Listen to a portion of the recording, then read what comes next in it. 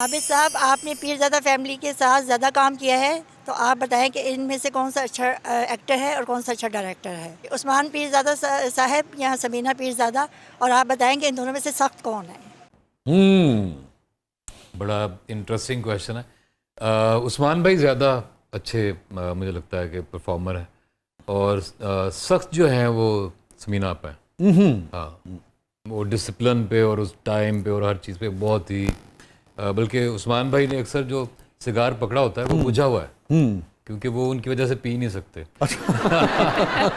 और वो ऐसे लोग समझते हैं कि वो पी रहे हैं और वो जला हुआ है, तो वो क्या करते हैं, जब जैसे ही टेक होने लगती है वो जेब में डाल लेते हैं, तो एकदम से लगता है कि आग लग जाएगी, लेकिन वो बुझा हुआ सिगार पकड़ के फिरते रहते हैं।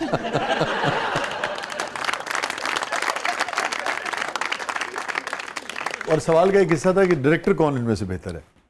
डायरेक्टर भी मैंने समीना आपा के साथ काम नहीं किया उनकी डायरेक्शन में, ठीक, तो उस्मान भाई के साथ किया हुआ है। उन्होंने तो काफी सारी यहाँ फिल्में भी की हैं। हाँ जी, उस्मान साहब मैंने ने। थिएटर किया उनके साथ। अच्छा, थिएटर किया था। और मेरी जो फॉर्मल ट्रेनिंग है वो भी रफ़ी भी थिएटर्स में ही है। अच्छा, सब।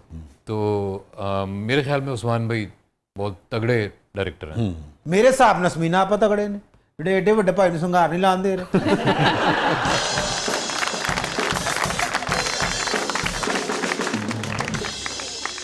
अच्छा, ये बताइए आबिद, आपने होस्टिंग भी की, आपने कॉलम्स भी लिखे, डायरेक्शन भी है, एक्टिंग भी है, और स्क्रिप्ट्स भी, voice over production, voice over भी, प्रोडक्शन भी, म्यूजिक भी।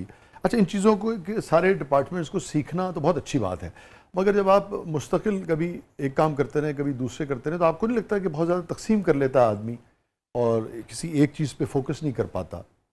असल में मुझे शुरू में मैं बिल्कुल ऐसे ही सोचता था, लेकिन उसके बाद मैंने देखा कि कुछ एक्टर्स ऐसे हैं जिन्होंने यहाँ के भी और बाहर के भी, जिन्होंने ये सारी चीज़ को ना एक मिक्स बना दिया। पहले मैं सोचता था एक्टर सिर्फ एक्टिंग करे, सिंगर सिर्फ गाना गाए, लेकिन मिक्स कभी लोगों ने किया होगा जितना आपने किया हुआ यार। वो इसलिए कि मेरी ट्रेनिंग भी इसी तरह से थी। हाँ। मतलब मैं गया एक्टिंग सीखने था, तो उन्होंने मुझे लिखने पे लगा दिया, फिर हम डब करते थे पपेट वगैरह को, तो वॉइस की ट्रेनिंग थी। अगेन मैं कह रहा हूँ कि वो सीखने के लिए तो ठीक है, मगर आपको नहीं लगता कि फाइनली एक आध चीज़ या दो तीन चीज़ों का आदमी को इंतखाब कर लेना चाहिए, क्योंकि आपको नहीं लगता कि उससे खुद शायद आपको प्रोफेशन में नुकसान होता होगा? इन द लॉन्ग रन होता है। In the long run? हाँ। क्यों होता है?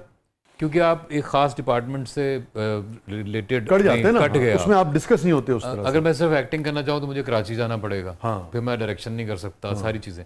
तो मतलब हर वो डिपार्टमेंट अपनी अपनी उसकी रिक्वायरमेंट है, और वो अपना टॉल भी लेता है आपसे के। हाँ जी जी, अस्सलाम वालेकुम सोमिया जी, मैं आपको बहुत पसंद करता हूँ और मैं आपके गाने बार बार और बल्कि कई बार सुनता हूँ। तो मेरी ख्वाहिश है कभी आप मेरा नाम लेकर भी कोई रोमांटिक सा एक सॉन्ग सुना दें प्लीज़। मेरा नाम मोहम्मद अजीम है। माया वे तेरे इश्क ने दिल विच डेरे लाए ने वे दस की करा है तेरा नाम जप दे फिरा वाह। एक एक पले मेरा यादा तेरी याद दीवे बालदा दीवे बालदा डरना केड़ी गलों हर गल मेरी क्यों टालदा मेरी टालदा दिल विच वसना है केड़ी गलों हसना है हासे तेरे आदा की करा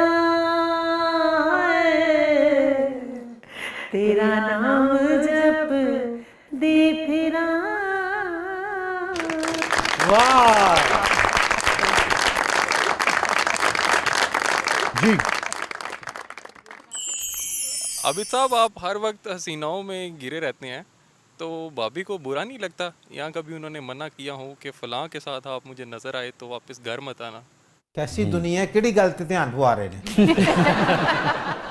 शुरू में था, वैसे शुरू में ऐसा हुआ। अच्छा, वाकई ऐसा हुआ? हाँ, शुरू में ऐसा अच्छा। हुआ कि नहीं, किसी खास के बंदे के बारे में नहीं कहा कि इसके साथ ज़्यादा ना हो। अच्छा। लेकिन ये कि शुरू में उनको थोड़ा सा एडजस्ट करने में वो हुआ कि क्या आदमी है, मतलब शादी सेहरा बांधा हुआ है, किसी और के साथ बैठा हुआ है। है हाँ, तो वो ड्रामे का सेहरा सीन बांध के आप वाकई किसी और के साथ क्यों बैठे हुए थे? ड्रामे का सीन था। अच्छा, ड्रामे का सीन था। मैंने कहा अपनी शादी वाले दिन आप सेहरा बांध के किसी और के साथ बैठ गए।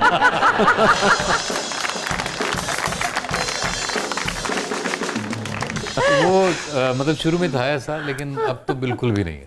बिल्कुल भी नहीं। उनको पता है कि काम का हिस्सा है। नाले ये भी ਹੁਣ ਸਮਝ ਗਏ ਨੇ ਭਾਬੀ ਨੇ ਸਿਹਰਾ ਸੰਭਾਲ ਕੇ ਰੱਖਿਆ ਅੱਜ ਇਹਨਾਂ ਨੇ ਕੋਈ ਐਸੀ ਹਰਕਤ ਕੀਤੀ ਤੇ ਸਿਹਰੇ ਦੇ ਨਾਲ ਹੀ ਇੰਜ ਹੋਏ ਹੋਣਾ ਪਹਿਲੀ ਫਾਂਸੀ ਹੋਣੀ ਜਿਹੜੇ ਸਿਹਰੇ ਦੇ ਨਾਲ ਹੀ ਹੋਣੀ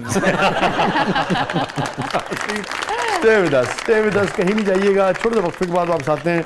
प्रोग्राम के अगले मरले में आपके लिए बहुत कुछ है। हमारे साथ मौजूद है सोमिया खान साहिबा, हमारे साथ मौजूद है मोहतरम आबिद अली साहब। आप देख रहे हैं ज़बरदस्त।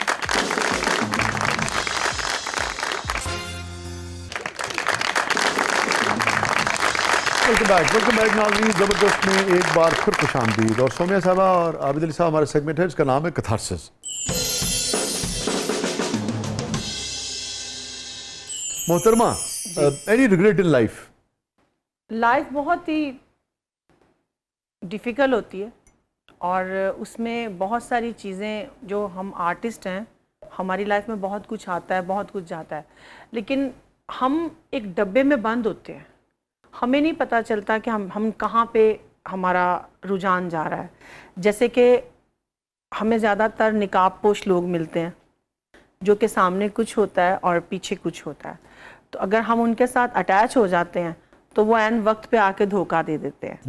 तो यही हमें सिखाया जाता है कि आप लोगों से दूर रहें।